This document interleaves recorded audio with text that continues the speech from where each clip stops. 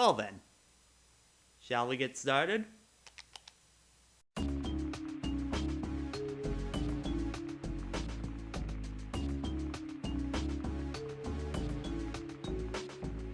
Hello everybody, I'm WiiDude83 and welcome to my review show. And today we're going to be covering the original Sly Cooper, which was released in 2002.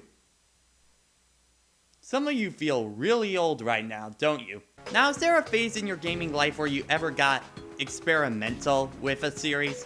That was me with this right here, back in about 2008, I want to say. I just finished playing through both the Jack and Ratchet series on PS2, and I decided to give the little Cooper a shot as well. Now, as for where he came from, let's do a little history lesson on that. Sly was created by the company Sucker Punch. No, not that one. There we go!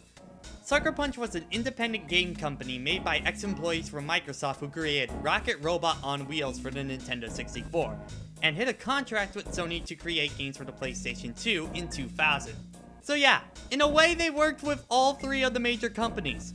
Funny how that works out. Ever since that contract, Sucker Punch has been exclusive with Sony and has made the Sly Cooper series for PlayStation 2 and the Infamous series for both PS3 and PS4.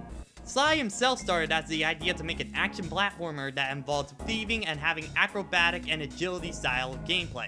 Sly was chosen to be a raccoon off of the mask that raccoons have on their face, and for being a creature of the night. The art style was chosen to be like a living cartoon, and the game had to be renamed in Europe to Sly Raccoon, as in Europe, Cooper is actually a derogatory word.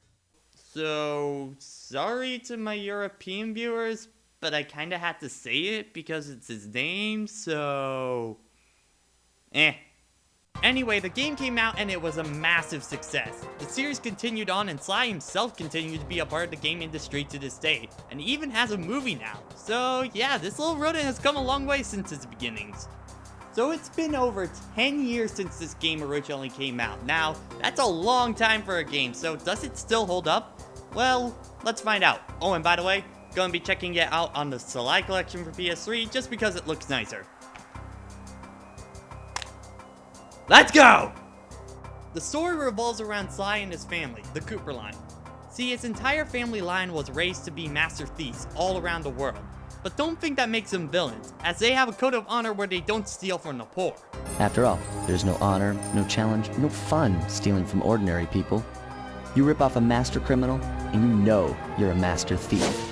Each member of the clan would mark their adventures and techniques in a book they called the Thievius Raccoonus. Game title! Well, on the night that Sly was supposed to receive the book, the Fiendish Five, a group of world-class criminals, comes in, kills Sly's father, steal the pages from the book, and leave Sly as an orphan. Because you know that won't scar a kid for life at all.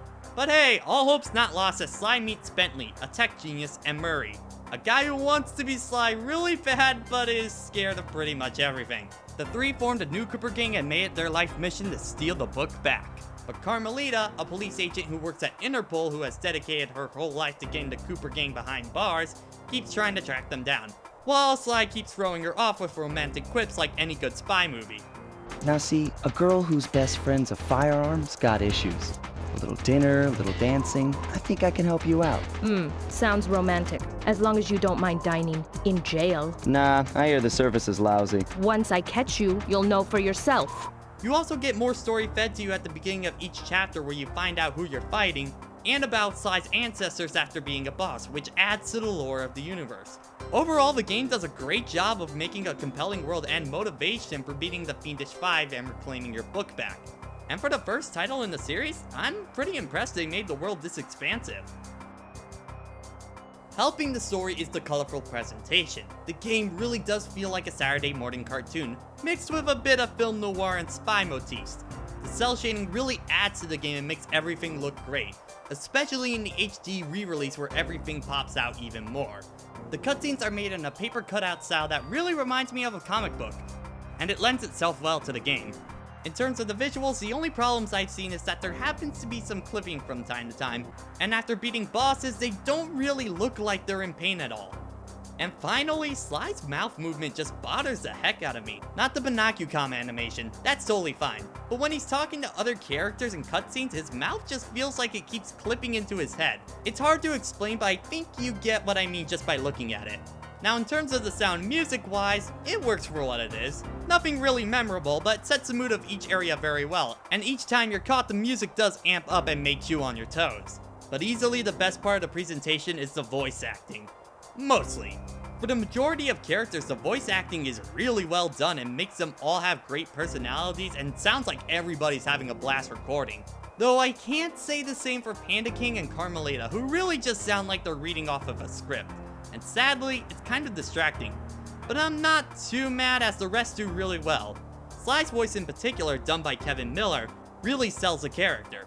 You can really tell he's a smooth guy that can get past any situation, and he's sounding like he's dead set on a mission at the time.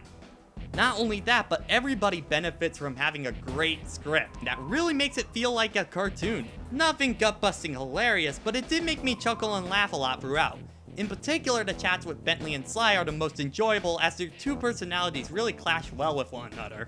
I found a way up to Raleigh's hideout, but unfortunately, it is doomed to failure. You're not gonna tell me I have to shoot myself out of that cannon. I'm afraid that's the only way. Now you're talking. You're really scaring me, man. Overall, Sly's presentation is filled with a lot of charm that make the game very memorable. And also special mention to the VA of the final boss, Clockwork, who does a great job of sounding intimidating and probably scared some kids back in the day. I don't know for certain, but I wouldn't doubt it. Revenge is the prime ingredient in the fountain of youth. I've kept myself alive for hundreds of years with a steady diet of jealousy and hate. Anyway, let's get on to the gameplay. Sly Cooper, in terms of its gameplay, is pretty standard for your typical 3D platformer. Each world has about 7 levels connected to a hub, where you have to get a treasure key at the end of each level. However, the style of how the levels are played are where things get changed up a bit. See, Sly is incredibly acrobatic as he can climb on pretty much everything, but he isn't the most sturdiest person out there as one shot will kill him right away. Unless he has a lucky charm which gives him an extra hit. You can get a silver and gold lucky charm to extend your health. Every lucky charm after that gives you an extra life.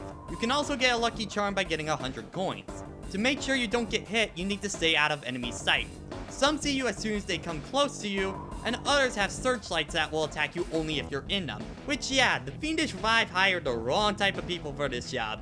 The area can have bright neon lights and all of that, but if you're not in their flashlight, it's as if you're a ghost to them. I mean, considering how close you are, they should be able to see you just fine, but video games. Anyway, searchlights can also be operated by an alarm system. But don't worry, you can destroy it. But if you're in the light, next time you're seen, you're gonna get fried. Everything tends to go down in one hit to your cane, so if you play right, you should be fine. Now in most levels, there's a vault. In order to open it, you need to find a certain amount of clue bottles in each level. Get them all and you can get another page to the book back, giving you a new move. You'll also need to get all of these in order to get the true ending. Now this is actually pretty cool in my opinion. It gives the collectibles a purpose and shows Sly getting better as a thief. It's just a shame that the power-ups are either hit or miss. Some are great like the dive attack and roll and passive abilities like not taking damage from pits and water, as well as drawing coins near you. But then you get ones like the paper cutout Sly, which is only helpful about once or twice, and then the bomb cap. Yay? Oh, and also on a side note, the Cooper gang learned to manipulate time and gravity. Somehow. And the world wonders why these guys are master thieves. Well, if you can manipulate the very laws of nature, you kind of have the advantage, you know? But to be honest, the time manipulation, I just used it to mess around with guards and make them work overtime. Anyway, besides just moves, you can also find schematics for the base you're in and can find clues in your Binocucom.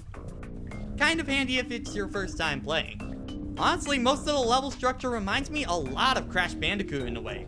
I mean the linear style of levels, everything dying in one hit, a main object to collect in each level as well as side objects. It's very Crash Bandicoot to me. Then again, I wouldn't be surprised if Sucker Punch took influence from the PS1 crashes in all honesty, but Sly Cooper does enough with its stealth and moves to make him stand out. Now there are different variations of levels where you're being chased by Carmelita or a giant snake. Okay. Or you'll be playing different types of minigames, where you'll have a twin-stick shooter, using a turret to help Murray get through an area, racing in the gang's van, or using a submarine to guard treasure. Don't worry, besides the chase levels, you don't have to worry about getting clue bottles in these levels. Now when you beat the level with all the clues, you unlock the time trial for that level, where you have to be under a certain time limit. These can actually get pretty hard, not gonna lie. Mainly because if you're caught, the time speeds up, so you need to get through them both quickly and quietly. When you beat the level, you actually get the commentary by the developers about the level and how it came to be. You know, when you walk up to this thing, it's not completely straightforward what you're supposed to do. Yeah, it's not immediately obvious what that wheel is used for. So, you know, getting, in both these cases, it's, you know, driving, you know, running on it drives the animation of another, something else in the scene, whether it's the hooks or the conveyor belts. Right. And I don't know, is there, I know you've done some rigging in here. Yeah, I had actually done the rigging on both of the wheels, and so that was a little bit challenging from the perspective of the conveyors. I love it when developers do this kind of stuff, and it's awesome to hear them talk as you play the very level they're talking about. Once you get all 7 keys in the area, you're able to fight the big bad of the area, and when you beat them, you'll get a move from one of your ancestors that directly affects how Sly will interact with the area, such as jumping on spire points, sliding down rails, or turning invisible. Wait, okay, let me get this straight. They can manipulate time, gravity, and turn invisible. And people wonder why they can't be caught. Once you get the move, you head back to the hideout and keep going until you get your entire family book back. Now there's a lot to like about Sly Cooper. The self-approach to the platformer genre is really interesting and integrated very well. Each world feels very unique and varied, as well as they have title cards that make them feel like they have their own big plot lines.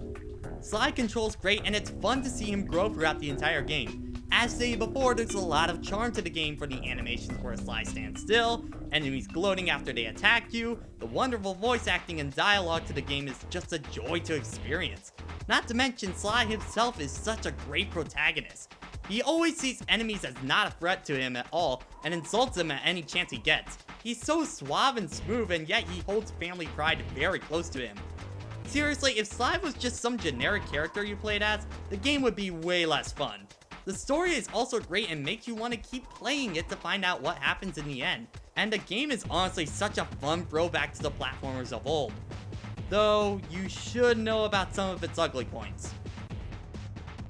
Now while it's fun to get new abilities throughout the game, getting the bottles can be a chore at some points. Mainly because some of them are placed in very hard to see locations or very hard to reach places. Now this wouldn't be so bad if backtracking wasn't such a chore. Some bottles you only get one chance at, and if you don't get it, you need to die in order to get sent back to the checkpoint. Or if you have the gravity defying ability, you have to exit the level and do it all over again. Now okay, look. I'm one of those kind of guys that likes to get everything on one run.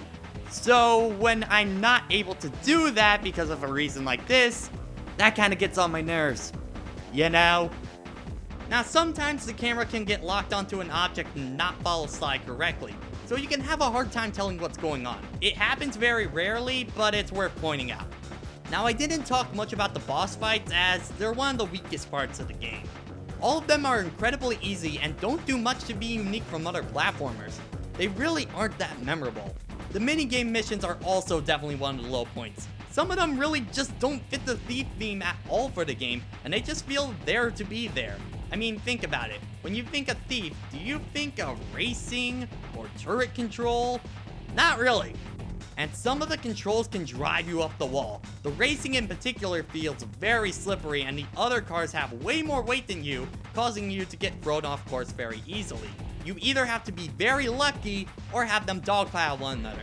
Wait, hold on, those are a bunch of dogs. Was that intentional or? What makes these missions worse is the fact that most of them don't have checkpoints, and they still work off the lucky charm system. So if you get hit and die, you'll have to restart all over.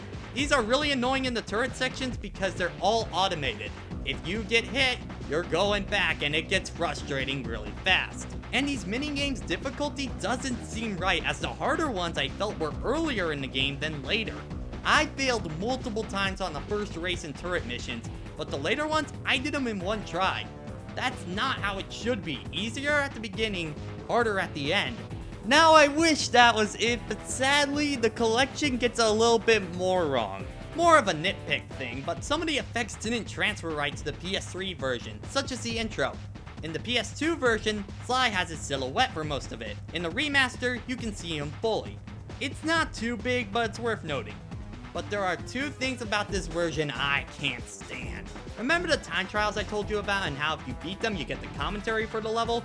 Well, sadly, in the PS3 version, for some reason the commentary is completely removed.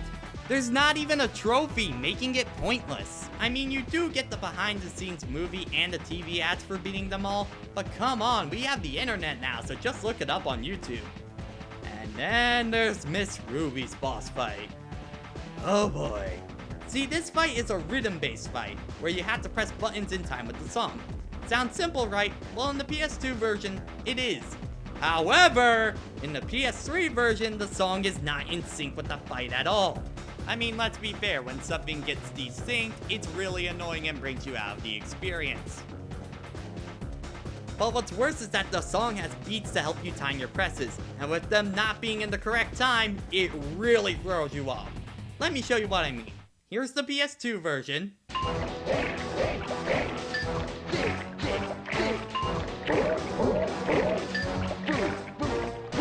And now here's the PS3 version.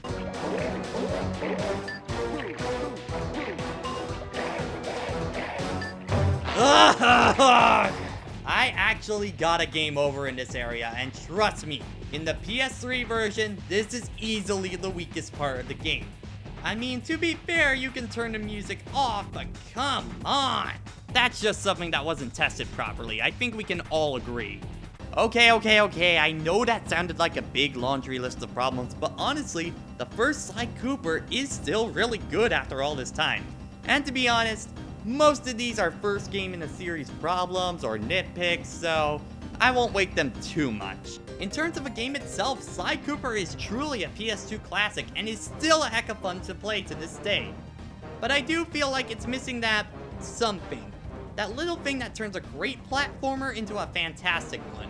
But everybody out there should try Sly out whenever you can. In terms of which version, well, I mean the HD one is great for the visuals, and you also get the other games with it. So if you want to play through the whole series, I'd say go PS3. But if you just want to play the first one and get everything out of it, play the PS2. Either version is great, and they both go for really cheap nowadays, so try them out if you can. Now I know what some of you are going to be asking, when am I going to get to the other games on the collection or Thieves in Time? Well, I'm going to let you guys decide. Down below is a straw poll link to whether you want me to marathon the rest of the series or go to another game. Now note, if I don't marathon them, it may be a while to the next review since I need to pick the game. So pick wisely. Anyways, I'll see you next time. Okay. Not as agile as Sly. Thanks for watching. Hopefully you liked the review, and I'm going to be doing a lot more of these in the future, so stay tuned. If you want to see me ramble about Sly more, check out my countdown about the best villains in the series in the top left. If you want me to ramble about Ratchet & Clank, check out my weapons list for the PS2 games on the top right. If you want to follow me, you can check me out on Facebook and Twitter, as well as support me on Patreon. By the way, thanks for Soul Ninja Star being my top patron. Thank you, dude, you're awesome. Anyway, I'll see you guys next time. Later, everyone.